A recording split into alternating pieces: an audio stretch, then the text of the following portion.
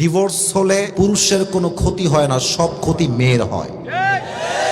ফাতেমা রাদিয়াল্লাহু তাআলা আনহার জীবনী থেকে শিক্ষা গ্রহণ করেন। বাসায় অভাব ছিল 3 দিন, ভাত নাই, চাল নাই, ডাল নাই, তবুও ফাতেমা অভিযোগ ছুড়েন নাই, বরং স্বামীর সঙ্গে শুকরিয়ার মাধ্যমে দুনিয়াতে জান্নাতের টিকিটটা কনফার্ম করে ফেলেছেন। সুবহানাল্লাহ। অনেক মেয়েরা স্বামীর সঙ্গে ধোঁকাবাজি করে, বেঈমানি করে, স্বামীর ঘরে এসে পরকিয়া করে বেড়ায়। তোমরা এত আস্তে ঠিক বলো কেন? জোরে বলো, কথা আমার ঠিক আছে কিনা বলো। স্বামী থাকে বিদেশে, সারাটা মাস মাথার ঘাম পায়ে ফেলে দেশে টাকা পাঠায়, আর বউটা এত বেঈমান ওই টাকা দিয়ে এমবি ভরে পরপুরুষকে আই লাভ ইউ বলে বেড়ায়। এরকম মেয়ে বাংলাদেশে বলেন তো সবাই আছে না নাই?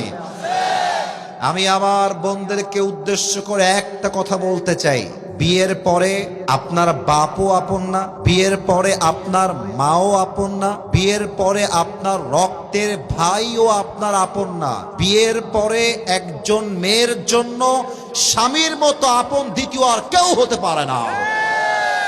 আমার বোনেরা অনেক সময় স্বামীকে কি করে জানেন? প্রেশারাইজ করে। আমার আইফোন 13 লাগবে, আমার আইফোন 14 লাগবে, আমি ফরিদপুরের গ্রামে আর থাকবো না, আমাকে শহরে নিয়ে যাও, আমাকে অমুক বাড়িতে রাখো, আমাকে অমুক গাড়ি কিনে দাও। ডিমান্ডের শেষ নাই। আমি সেই মেয়েদেরকে উদ্দেশ্য করে বলবো, ফাতেমা রাদিয়াল্লাহু তাআলা আনহার জীবনী থেকে শিক্ষা গ্রহণ করেন। বাসায় অভাব ছিল 3 দিন, ভাত নাই, চাল নাই, ডাল নাই, তবুও ফাতেমা অভিযোগ ছুড়েন নাই, বরং স্বামীর সঙ্গে শুকরিয়ার মাধ্যমে দুনিয়াতে জান্নাতের টিকিটটা কনফার্ম করে ফেলেছেন। সুবহানাল্লাহ।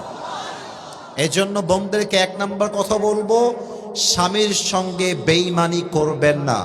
মনে রাখবেন, একটু তিতা লাগবে শুনতে, একটু তিতা লাগবে শুনতে, অগ্রিম ডিক্লেয়ার দিলাম, ডিভোর্স হলে পুরুষের কোনো ক্ষতি হয় না, সব ক্ষতি মেয়ের হয়।